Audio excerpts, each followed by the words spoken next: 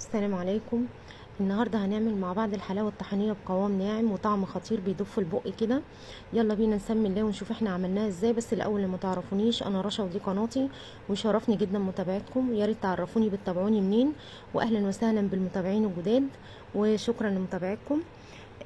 انتوا شايفين شكلها جميل ازاي؟ اولا هي مغذيه جدا ومفيده قوي، وحاجه نظيفه هنعملها من البيت بطريقه سهله وبسيطه جدا. مش هتتخيلوا بسيطه قد ايه. بس الاول هعمل معاكم صوص الطحينه، عشان برضو يبقى عملنا كل حاجه من البيت.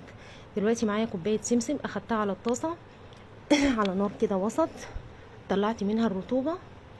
ومعايا نص كوبايه يعني حوالي 200 جرام سمسم و100 جرام سوداني، برضو طلعت الرطوبه منهم.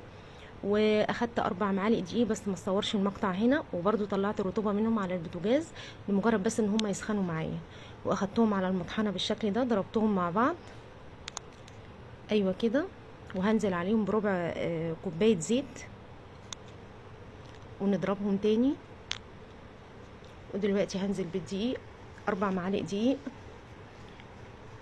اخدتوا بالكم من الخطوه اللي انا عملتها؟ كل ده الاول خدته على البوتاجاز وطلعت منه الرطوبه، وبعد كده ضربناه في الكبه بقى معانا بالقوام ده. ريحتها بقى كانت رهيبه، ريحه الطحينه تحفه جميله جدا. انا ما حبيتش انها تكون سايله قوي معايا، واضربها ضربه كامله عشان تبقى فيها قوام كده متماسك ويمسك معايا الحلاوه كويس. دلوقتي نزلت كوبايه سكر مطحونه، وعليها نص كوبايه لبن بودر، وعليها كوبايه الطحينه بالشكل ده، وكيسين فانيليا ايوه كده.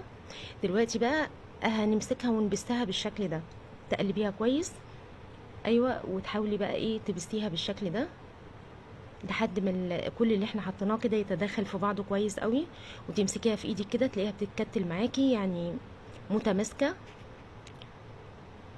دلوقتي هقسمها لجزئين، جزء هاخده في علبه، هنزل عليه بمعلقه كاكاو، الكاكاو الاسباني، وهقلبهم كده كويس ايوه كده، واضغطها بقى كويس قوي. ودلوقتي تقدري تحطي المكسرات اللي انت عايزاه، عندك سوداني، عندك لوز، عندك فستق، اللي انت عايزاه بتحطيه في العلبه من تحت، ويكون في كيس عشان يتسهل عليكي خروجها من العلبه. وهناخد بقى قطعتين نشكل، يعني نعمل جزء بالشوكولاته كده معانا وجزء فاتح، ونضغطها بقى كويس قوي في العلبه واحنا بنحطها وبنسويها. انا حطيت جزء من هنا وجزء من هنا يعني بشكل كده، يعني الى حد ما متساوي يعني. بس بجد مش قادره